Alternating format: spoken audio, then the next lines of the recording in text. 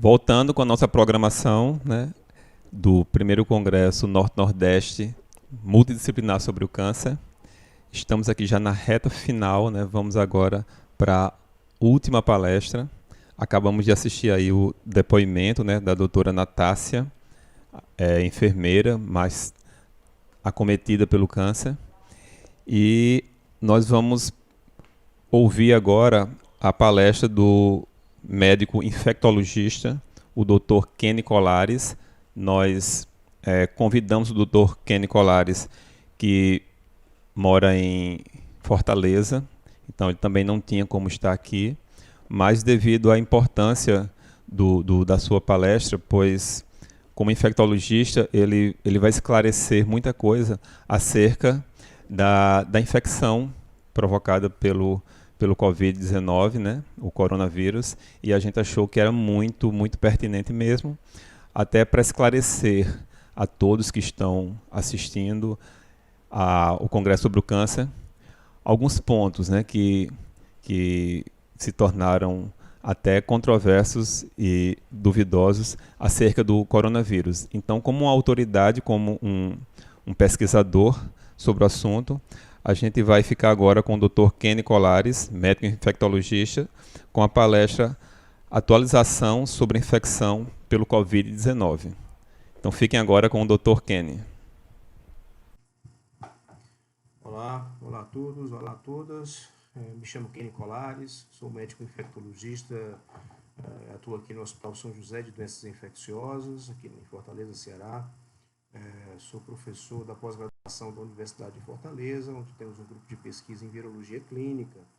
E estamos hoje aqui para falar para vocês sobre uma atualização do que aprendemos aí em relação à infecção pelo SARS-CoV-2 e a Covid-19, que é a doença causada por ele, e que nesses últimos 2 meses tem trazido muitas novidades para a literatura e para a vida da gente. Inicialmente agradeço ao convite da organização, espero conseguir contribuir aí com o evento de vocês. Essa é a situação da doença hoje, né? No mundo. Então, mais de 600 mil casos já confirmados no mundo. O epicentro agora da doença está migrando aqui da Europa para os Estados Unidos, que já lidera aqui o número de casos, aparentemente com um potencial muito grande de crescimento. Uma grande preocupação do que vai acontecer aqui no Brasil, né? Vejo que a doença ainda está um pouco concentrada, especialmente no hemisfério norte, onde a sazonalidade das doenças respiratórias é mais favorável, né? Temos grande preocupação com o que vai acontecer aqui no hemisfério sul, especialmente aqui no nosso Brasil. Já temos aí 27 mil óbitos e crescendo rapidamente todos os dias. A gente vê aqui a evolução da epidemia, né? Inicialmente no Sudeste Asiático, né? No Oeste do Pacífico, lá na China especialmente.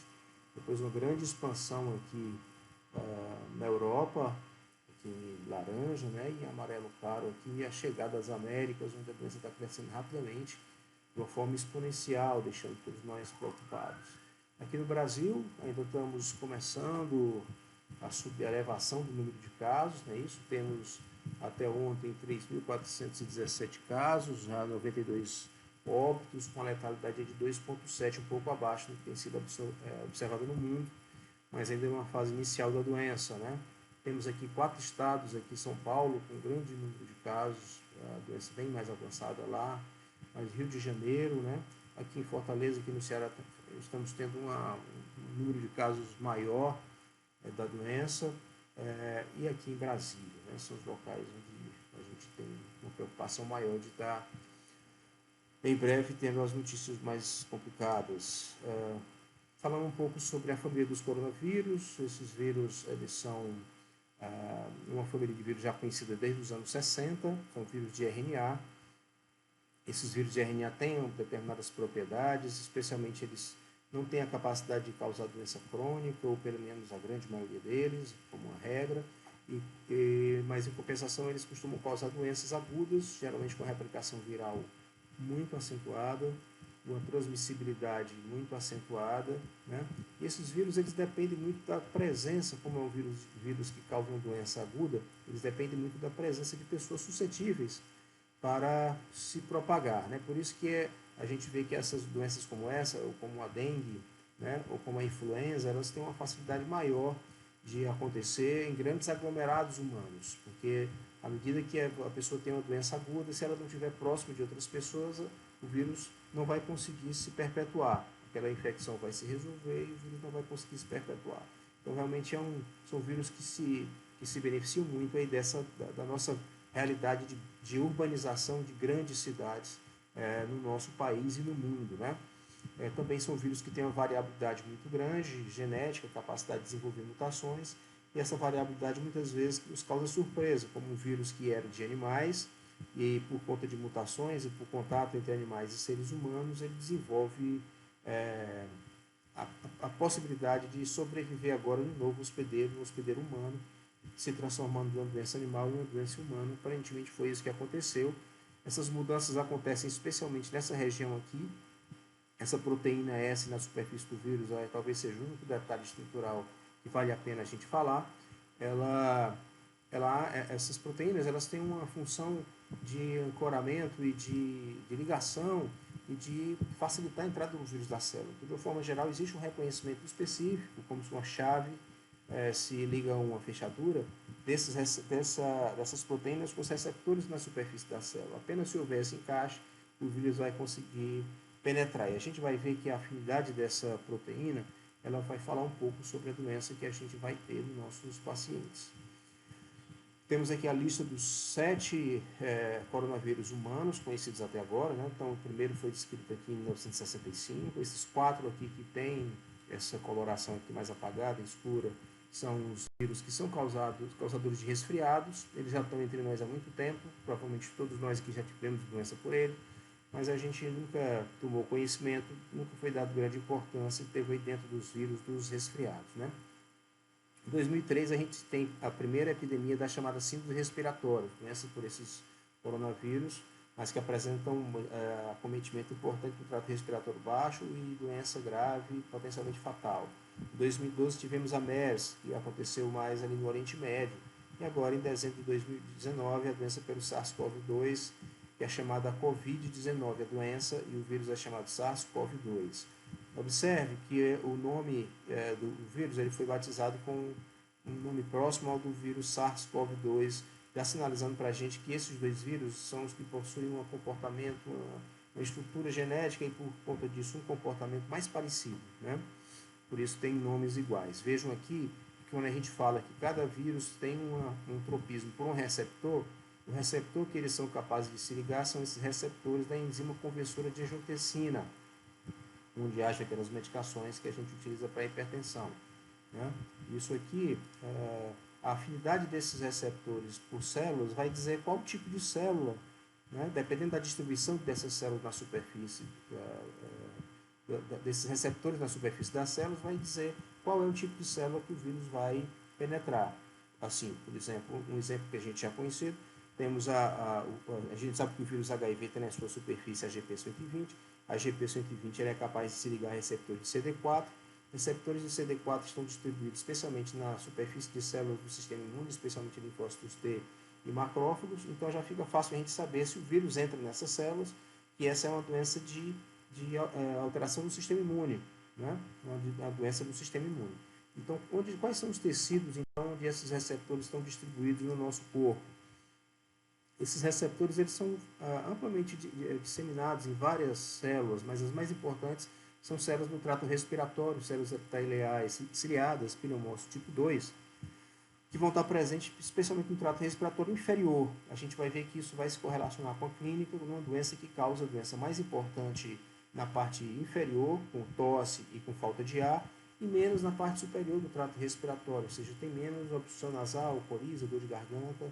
A gente vai ver isso na sintomatologia. Outra coisa importante que advém disso aqui é que a gente vai ver que esses receptores não estão apenas no trato respiratório, eles também estão nos rins, estão também no tecido cardiovascular, no coração, no epitélio do trato gastrointestinal, nos testículos, no endotélio vascular, mostrando que esse vírus tem capacidade de invadir outras estruturas que não só o trato respiratório. A gente vai ver que naqueles pacientes com doença mais grave, a gente vai observar muitas vezes envolvimento desses outros tecidos e não apenas do trato respiratório, com falência de múltiplos órgãos. Chegaremos lá. Falando para vocês um pouco sobre transmissão, a transmissão dessa doença, como a maioria das doenças respiratórias, é através de aerosóis. Aerosóis são pequenas partículas que a gente elimina quando fala, quando respira, quando tosse, quando espirra, né? E as duas peculiaridades dessas partículas é por ter um peso um pouco maior, elas se disseminam a distância menor, tipicamente 1 metro, eventualmente até 2 metros, mostrando que uma das medidas mais importantes para evitar a transmissão da doença é afastar as pessoas, né? É fazer com que as pessoas, tanto fora na comunidade como dentro do ambiente hospitalar, aumentar a distância de pelo menos 1 metro, 2 metros entre a pessoa que está com a doença e os suscetíveis, já causam uma dificuldade, né, na transmissão dessa doença. De forma artificial, ou seja, algumas doenças, como o sarampo, elas também se disseminam por aerossóis, partículas ainda menores, que ficam suspensas no ar por mais tempo e se disseminam a uma distância maior, tá certo? E isso não é o caso do SARS-CoV-2. Em compensação, a gente sabe que em situações artificiais, especialmente dentro do ambiente hospitalar, como a manipulação do trato respiratório, aspiração, nebulização, intubação, ou seja, quando se manipula o trato respiratório, podem se gerar aerosóis. Então aqui a gente vai estar à base da recomendação de que para a maioria das situações em que a gente vai estar lidando com esses pacientes que estão fazendo atendimento, a máscara cirúrgica ela é suficiente para proteger contra a infecção. Se você vai fazer procedimentos com aerosóis, né, para fazer procedimento mexendo com o trato respiratório superior, a gente deve utilizar a máscara N95, né? Esse vírus também é capaz de se transmitir através do toque, do contato, pelas mãos, né? Então, a mão contaminada, da pessoa contaminada de secreções, aí dá a mão para outra pessoa, a pele da gente protege contra a penetração do vírus, mas com a entrada passando, se você levar as suas mãos às mucosas, né, a nariz, a boca, olhos, você pode carregar o vírus e pode se infectar. A mesma coisa para objetos, fomites, se uma pessoa toca um determinado objeto com a mão, com secreções, outra pessoa pode chegar e pode ter um contato indireto. Isso é muito válido para todas as doenças do trato respiratório, né? Quase todas têm essas características, mas esse vírus ele acrescenta algumas características que talvez justifiquem essa transmissão tão acentuada, tão importante que ele tem. Uma delas é a capacidade de permanecer viável em determinadas superfícies por horas, ou até por dias, né? Então se uma pessoa toca aqui num objeto como esse, de plástico, ele pode ficar aqui viável, esperando pela próxima pessoa tocar e se infectar durante 5 dias. Isso aqui mostra para a gente que o controle, que a limpeza do ambiente, né, a limpeza das mãos, higienização das mãos, não tocar as mucosas, e a limpeza dos ambientes, elas são fundamentais para que a gente evite a infecção, não apenas a questão de utilização de máscaras, né? Aqui a gente vê o comportamento do vírus durante os dias em vários pacientes, né, 18 pacientes, e mostra que com o passar dos dias, esses indivíduos continuam eliminando o vírus no trato respiratório durante muito tempo. Isso faz com que também facilite muito. Às vezes o indivíduo com 15 dias de doença ainda tinha alguns pacientes que estavam eliminando vírus nas suas secreções, né? Então, talvez tudo isso explique essa dificuldade, essa capacidade de transmissão que o vírus tem nos mostrado aí durante esses últimos meses. Finalmente, em relação à transmissão, a preocupação com a transmissão nosocomial. Esse trabalho aqui, que tinha 138 indivíduos, ele mostrou para a gente que mais de 40% dos casos internados no hospital eram pessoas que eram pacientes desse hospital, que estavam por outro motivo, ou profissionais desse hospital. Isso aqui se repete com aqueles outros vírus, SARS e da MERS, né? Então, mostra a grande capacidade de transmissão desse vírus, pode ser potencializado pela aglomeração de pessoas nas unidades hospitalares. Obviamente é muito difícil a gente dizer que esses profissionais se infectaram não em casa ou no caminho para o hospital, mas sim dentro do hospital. É complicado. De qualquer forma, existe uma preocupação muito grande nos cuidados intra-hospitalares para evitar a transmissão entre profissionais e entre pacientes, né? Tudo isso gera essas medidas de precaução e controle, né, que a gente vai colocar o paciente que chega, um caso suspeito da doença, deve utilizar assim que chegar o atendimento, utilizar máscara cirúrgica, ser orientado em relação a medidas de etiqueta respiratória, higiene das mãos. E os profissionais da saúde, profissionais de apoio, vão utilizar aí a máscara cirúrgica, a higiene das mãos, gorro, avental, a proteção dos olhos com óculos, o protetor facial e as luvas de procedimento, né? Recomendando-se apenas para procedimentos que gerem aerosóis, que estão listados aqui abaixo, o uso da máscara N95 ou FFP2. Em relação ao espectro da doença, a parte clínica, né?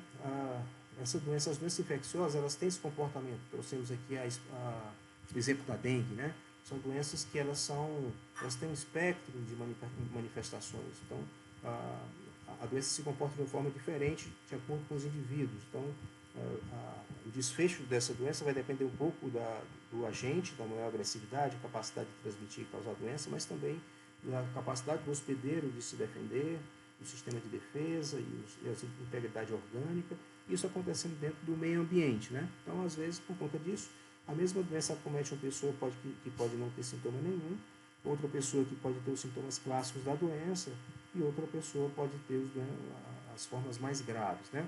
Aqui é mais ou menos como a gente vê a dengue. A dengue, cada 4 indivíduos que se infectam, apenas um deles vai manifestar os sintomas da doença, né? 3/4 são assintomáticos, né? E apenas 1% vai ter doença grave. Isso muitas vezes leva a gente a encarar as doenças infecciosas como essa característica aqui de um iceberg, né? Ilustrando uma realidade em que você vê uma realidade em que você vê parte desta realidade, mas parte da realidade está oculta, né? Que pode ser às vezes até maior do que nós estamos vendo. Então, ainda não existe uma clareza de qual é a relação, qual é a proporção de indivíduos que se infectam e que não têm sintomas, né? E qual é o potencial desses indivíduos na transmissão da doença. Esse estudo aqui, para a gente ter uma visão mais global dessa doença, talvez seja o estudo mais rico, do CDC da China.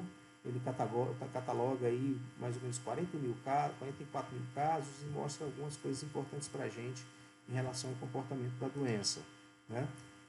Tentando fazer aquela pirâmide lá que nós fizemos para a dengue, né? Então a gente teria, eles detectaram apenas 1% de indivíduos que foram positivos no teste e que permaneceram assintomáticos, né? A interrogação aqui é se realmente é só esse 1%, ou a metodologia que eles utilizaram de notificação vai acabar pegando apenas pessoas que têm sintomas, né, que vão ao sistema de saúde. 81% dos indivíduos tiveram manifestações leves, pessoas que na maioria das vezes não precisaram se internar e não tiveram complicações, né? Mas 14% desses indivíduos tiveram manifestações mais graves, especialmente aqui alterações respiratórias, né?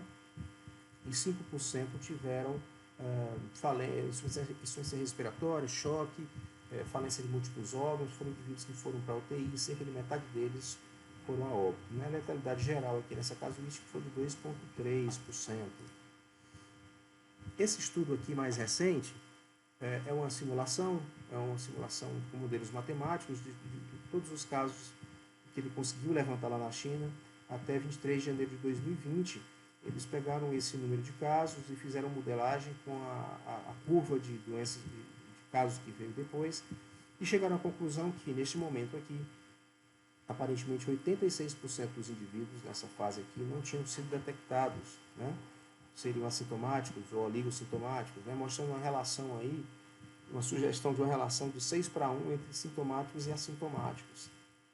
Mostrou aqui que provavelmente a taxa de transmissão entre os indivíduos que ele considera como não detectados era cerca de metade do potencial de transmissão dos indivíduos que ele considera caso, né?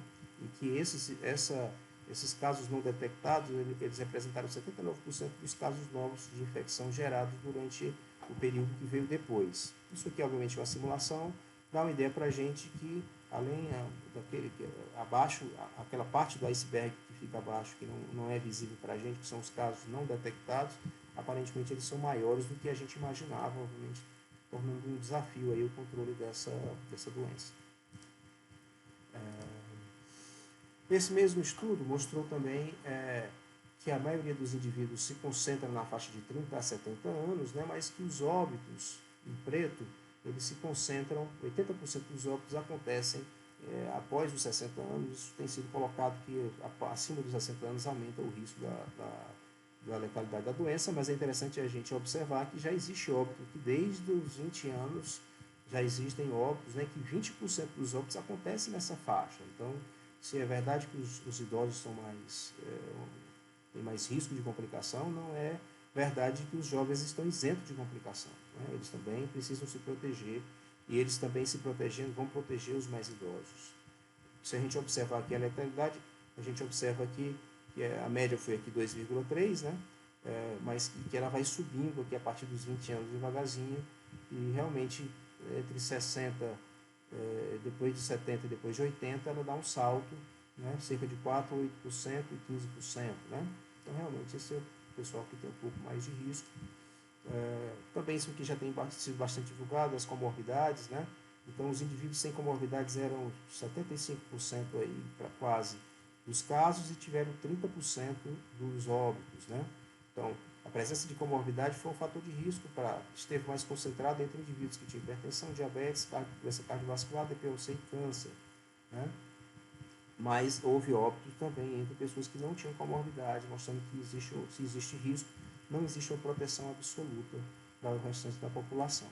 Ouvindo aqui, dando uma olhada aqui na questão da letalidade, né, a gente vê o aumento da letalidade relacionado à hipertensão, diabetes, doença cardiovascular, DPOC, e aqui talvez interesse mais para vocês o câncer. Né? Então, o câncer está listado aqui como uma condição, talvez, que aumente o risco de uma forma importante, que talvez em 5 vezes, né, o risco da pessoa ter um desfecho negativo. Obviamente, existe o questionamento se esse trabalho em relação a isso aqui, por conta de, será que isso aqui é por conta do câncer cause uma letalidade maior, ou simplesmente porque o câncer é mais prevalente entre pessoas mais idosas e as pessoas idosas têm um risco maior. Né? Então, qual é essa relação, uma relação direta ou uma relação indireta com o desfecho? Aí trago para vocês aqui o único trabalho, ou pelo menos o melhor trabalho, ainda muito inicial, que eu encontrei relacionado ao câncer com a Covid-19. Né? Ele fez um estudo aqui de 1.590 pacientes, que ele conseguiu juntar os casos aqui nos 2 primeiros meses de epidemia lá na China, em 575 hospitais, e ele observou aqui 18 indivíduos com câncer nessa população aqui, dando 1,1% aqui de prevalência, né? Ele coloca que a prevalência lá é 0,29% na China de câncer, então aqui já houve uma prevalência 3 vezes maior do que o que ele tem na população, né? Obviamente existia realmente a diferença de idade entre esses indivíduos, existia a diferença de tabagismo maior nos indivíduos com câncer, existia mais alteração de imagem, existia mais dificuldade respiratória, né? Aqui ele observa que a incidência de complicação, a proporção de indivíduos que tem complicação, e ele está colocando aqui especialmente internamento em UTI e óbito, né? Nos indivíduos sem câncer foi menor do que os indivíduos com câncer, aqueles que tinham doença, já tinham feito o tratamento na fase ativa eram considerados em remissão, e naqueles pacientes com câncer que estavam em tratamento, ele observou uma complicação maior. Obviamente, o número de indivíduos aqui diminui bastante, né? E isso aí preocupa assim, a nossa capacidade de retirar conclusões disso, mas aparentemente aqui ele mostra que os indivíduos com câncer tiveram uma evolução mais rápida para desfecho negativo, UTI ou óbito, e o maior, tem uma proporção maior, precisou de UTI ou foi a óbito, né? Em relação à população que não tinha câncer.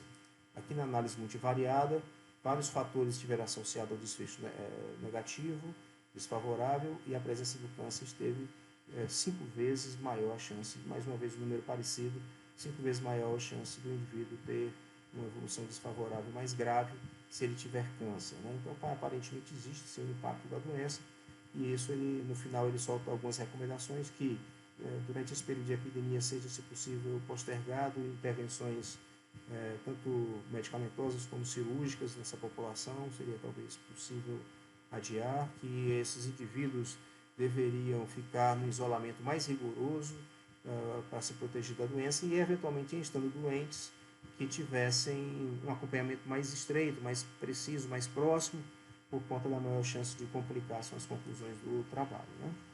Mostrando um pouco mais o comportamento dessa doença, a história natural dessa doença, que ilustra o caso de um paciente só, que foi internado, foi o primeiro caso americano, foi internado com um quadro relativamente estável, com febre, com tosse, né? E durante os dias, a partir aí do 9º dia, esse paciente começou a apresentar hipoxemia, precisou de suporte respiratório não invasivo, depois melhorou, ficou bom, né?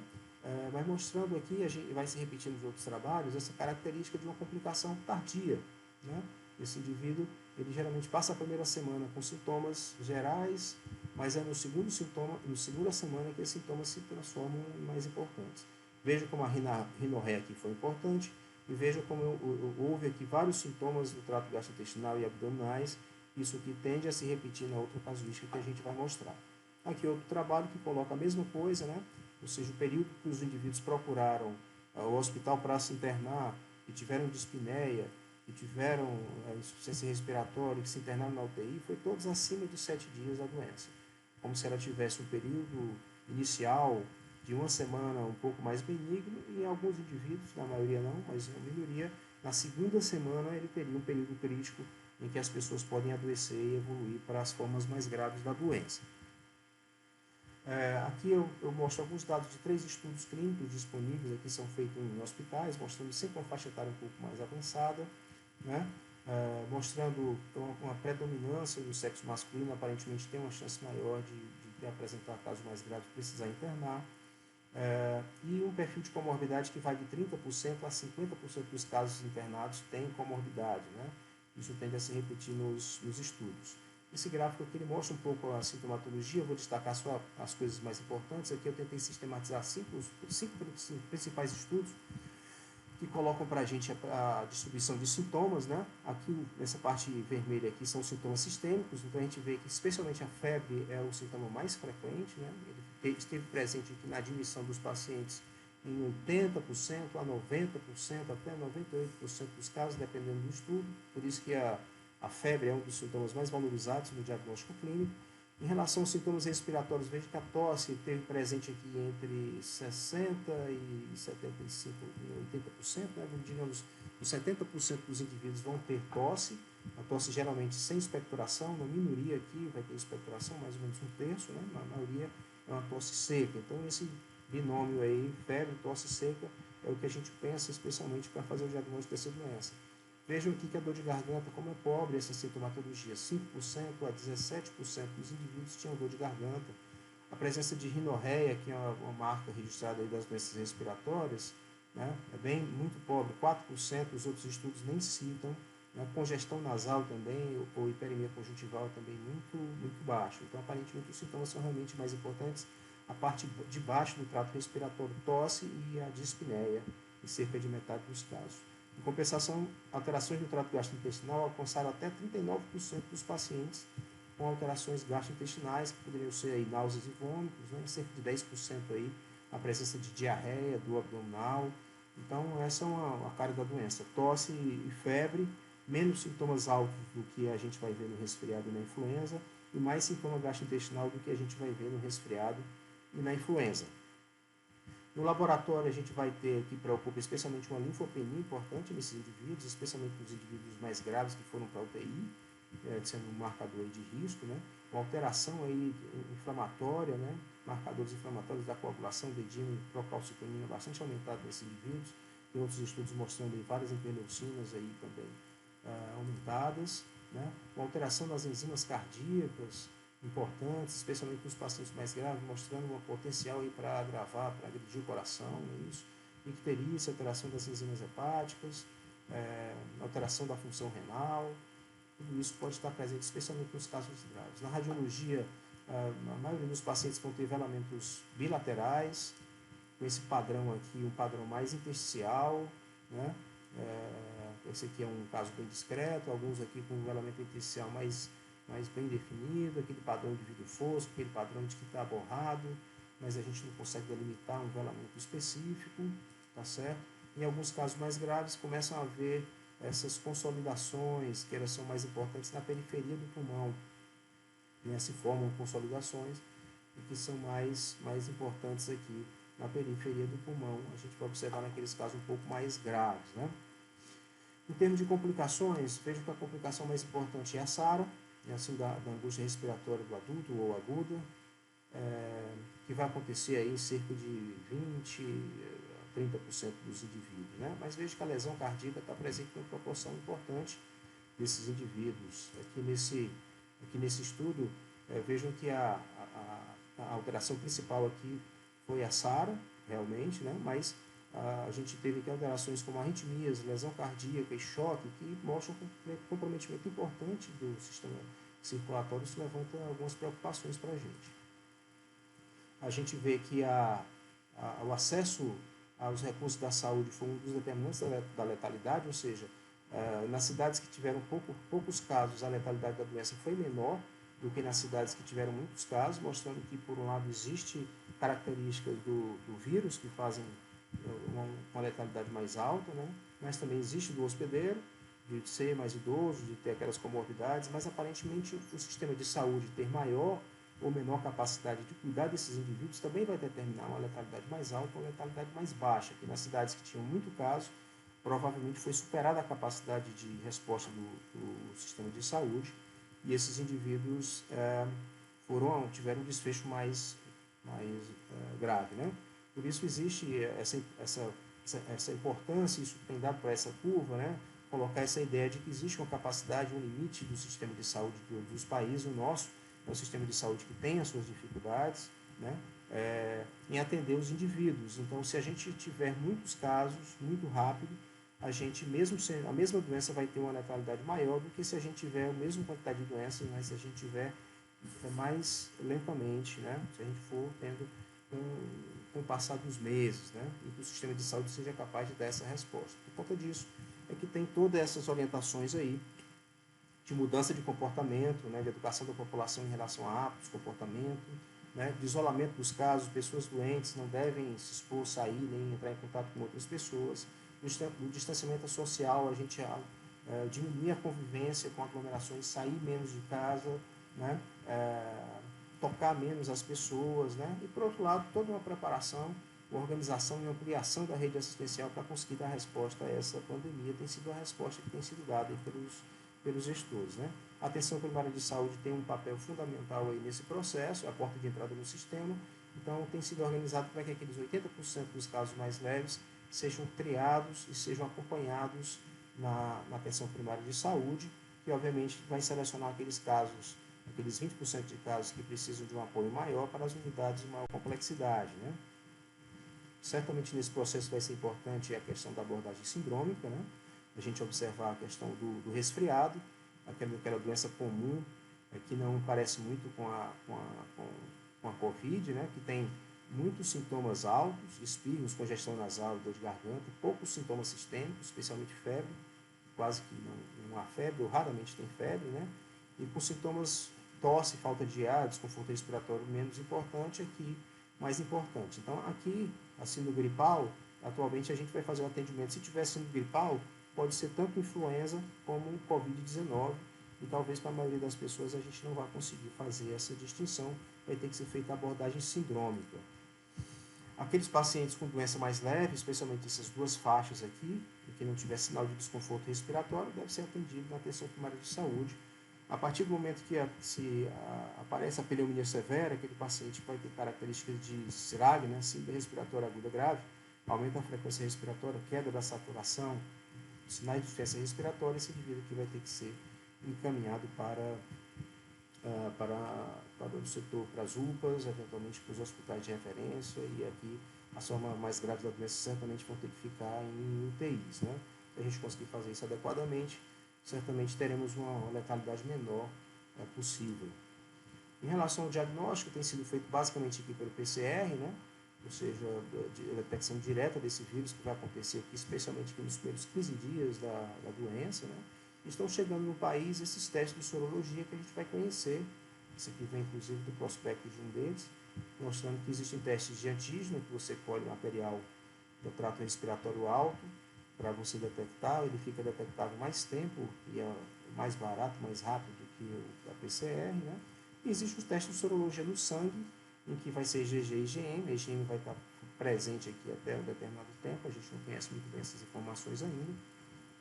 E a partir de um determinado ponto aqui, a gente vai detectar IgG. Isso aqui talvez seja muito importante para a triagem de profissionais de saúde, para saber quem já teve a doença e que pode ficar mais tranquilo para fazer o seu trabalho de uma forma mais tranquila, né?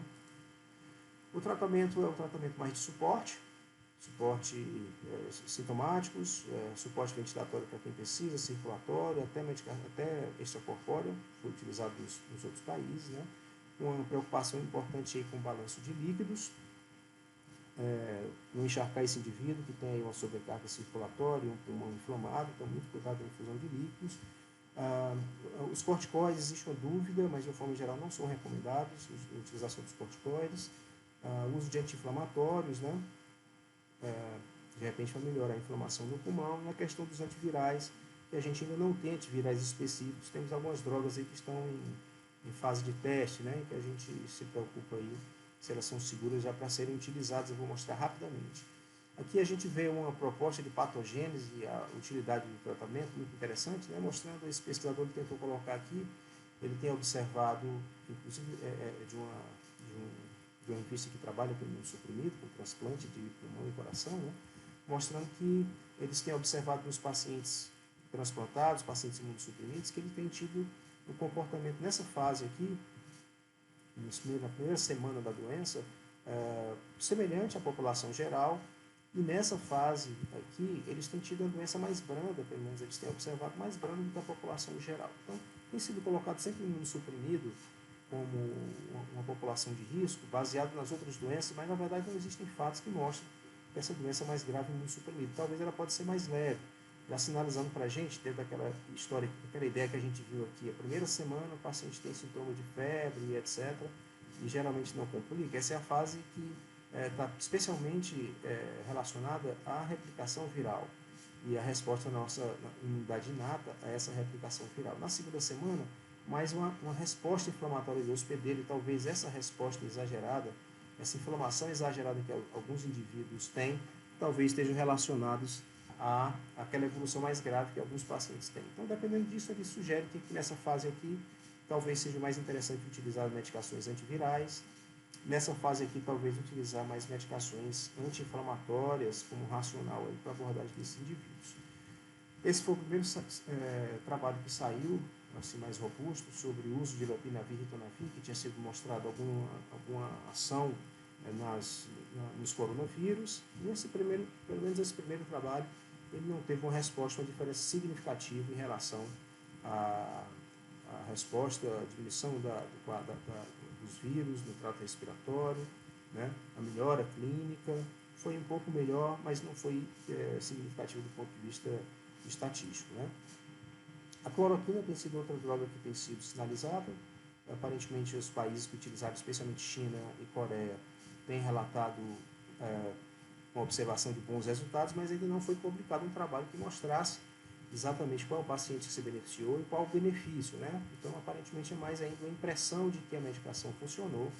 A gente ainda tem pouca informação sobre isso, por isso uma certa relutância em utilizar essa medicação aqui, esse antiviral Remdesivir, né, que a gente não dispõe, tem sido considerada a droga mais promissora, realmente de ação direta contra esse vírus, mas ainda não chegou aqui para a gente. E esse trabalho que repercutiu aí algumas semanas atrás, né, mostrando aí essa associação de hidroxicloroquina com azitromicina, que teve alguns resultados, digamos, promissores, mas muitas críticas metodológicas, né? Uma pequena quantidade de indivíduos, aqui apenas 20 indivíduos tomaram a hidroxicloroquina. Esse grupo controle aqui não foi randomizado, foi aleatório, um grupo controle que tem diferenças aqui em relação ao basal. Realmente mostrou uma queda, o desfecho aqui não é clínico, não é melhora do paciente, mas a queda da quantidade de vírus no trato respiratório foi maior nesses indivíduos que tomaram a hidroxicloroquina, comparado com quem não tomou, tá certo? E quem tomou hidroxicloroquina e azitromicina teve uma queda mais acentuada de vírus, mas veja que foi 6 indivíduos. Difícil a gente realmente saber se isso foi relacionado à medicação ou se isso aqui está mais relacionado ao acaso. Enfim, é uma medicação, são medicações promissoras, que vão passar por testes clínicos, mas que no momento não devem ser utilizados de forma indiscriminada, sem prescrição médica, e mesmo o médico deve pensar muito em relação à prescrição, né? Nós já temos aqui o relato nessa semana de um caso de um homem que foi a óbito nos Estados Unidos por efeito colateral da cloroquina, que foi prescrita aí pelo presidente da República através do Twitter, né? É uma coisa muito preocupante quando a coisa chega nesse estágio aí descontrole da racionalidade das indicações, né? São medicações que têm efeitos colaterais. No caso aqui, a gente se preocupa especialmente com essa combinação com os efeitos cardiovasculares, né? O risco de arritmias, de lesão cardíaca no paciente que já apresenta complicações cardíacas. Então, nesse sentido, recomendo esse cuidado e monitoramento muito próximo de exames nesse paciente que está usando essas medicações. Os corticoides, eles não têm sido recomendados, né? Apesar de haver uma certa polêmica, aparentemente eles não ajudam na melhora do desfecho da doença e ainda podem causar um retardo no clareamento do vírus, demorar a pessoa a se livrar do vírus e algumas outras complicações e efeitos colaterais dos próprios corticoides. Para a gente encerrar, né, vou deixar essa mensagem. Realmente essa pandemia ela não é só uma doença, é um teste, tem sido um teste para todos os países, para o sistema de saúde, para a sociedade, né, para os governantes, para os políticos, o estresse que causa na economia, especialmente para a sociedade, né? Assim, mostrar a nossa capacidade de enfrentar uma situação como essa de uma forma organizada.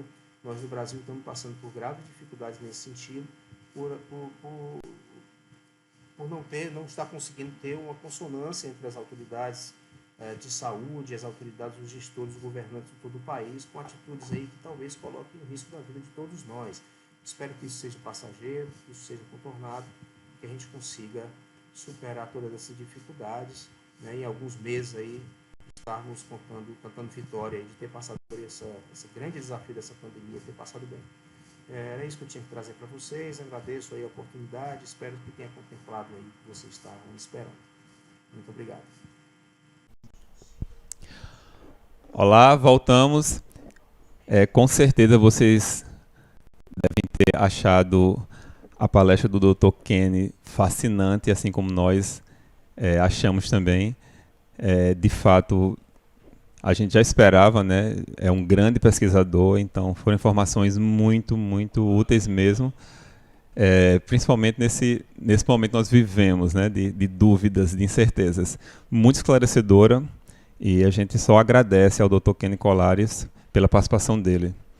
E agora a gente vai a um momento que as pessoas estavam esperando, quem mandou seus trabalhos estava esperando pela classificação dos primeiros lugares. Foram muitos trabalhos mesmo. A gente teve assim, algumas centenas de trabalhos e a comissão científica ela trabalhou até pouquinho tempo atrás para fazer essa classificação. E nós vamos aqui anunciar os 3 primeiros lugares, tá? Os 20 melhores trabalhos, não dá para anunciar aqui porque aí é muita gente, mas até amanhã esses 20 melhores trabalhos vão estar publicados no nosso Instagram, no @desenvolva-se. Porém, agora eu vou anunciar os 3 melhores, tá? Os 3 que vão receber o certificado de menção honrosa.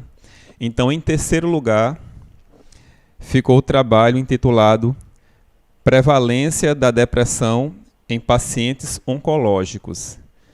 Então, o trabalho Prevalência da depressão em pacientes oncológicos ficou em terceiro lugar dentre algumas centenas de trabalhos. Então, parabéns aos autores do trabalho.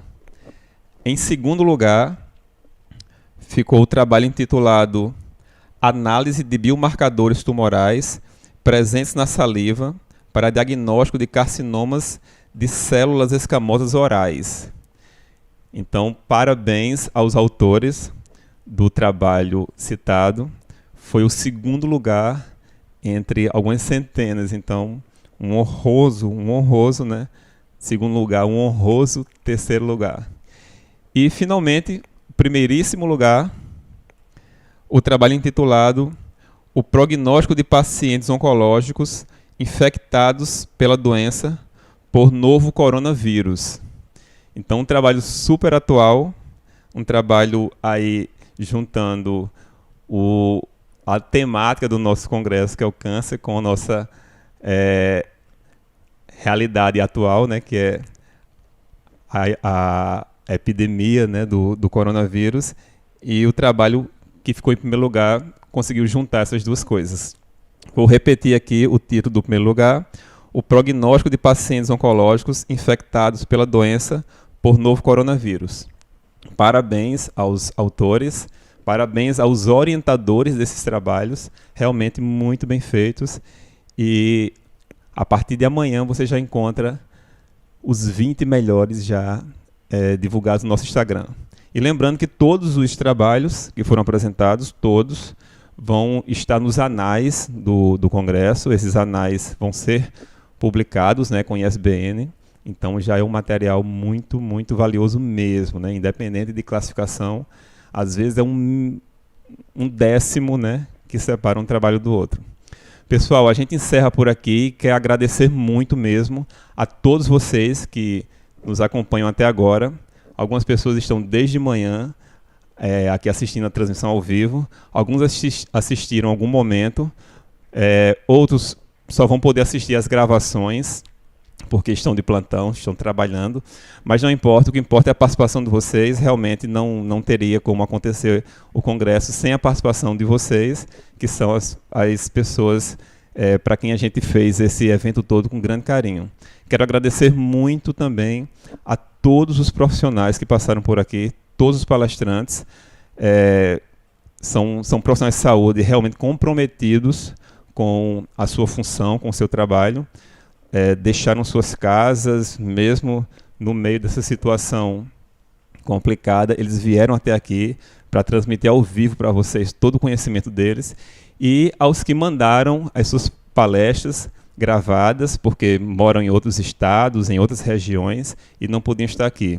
Todos eles mostraram um grande compromisso e são exemplos de profissionais de saúde que merecem ser seguidos. Também não posso deixar de agradecer a todas as instituições filantrópicas que a gente encabeçou uma campanha em prol deles, né? A campanha ela vai continuar quando as situações normalizarem, né? Mas a gente ainda espera sim fazer uma campanha beneficente que ajude essas instituições filantrópicas que tanto precisam. Então, a gente fica por aqui, de coração, em nome de toda a comissão organizadora. Esperamos que vocês tenham gostado muito, tenham aproveitado. E não posso deixar de esquecer também de agradecer aos monitores do Congresso. Deve ter aí vários assistindo. Também foram peças fundamentais, alguns já parceiros de muitos projetos. A gente fica muito feliz com a participação dos monitores, pessoal dos centros acadêmicos que abraçaram a ideia, até mesmo o pessoal do DCE, né? Todos os DCEs aqui das instituições de ensino superior abraçaram também a ideia. Então, a força da união de todas as pessoas fez do Congresso um grande sucesso. Então, o primeiro Congresso Norte-Nordeste Multidisciplinar sobre o Câncer fica por aqui e até uma próxima oportunidade. Muito obrigado.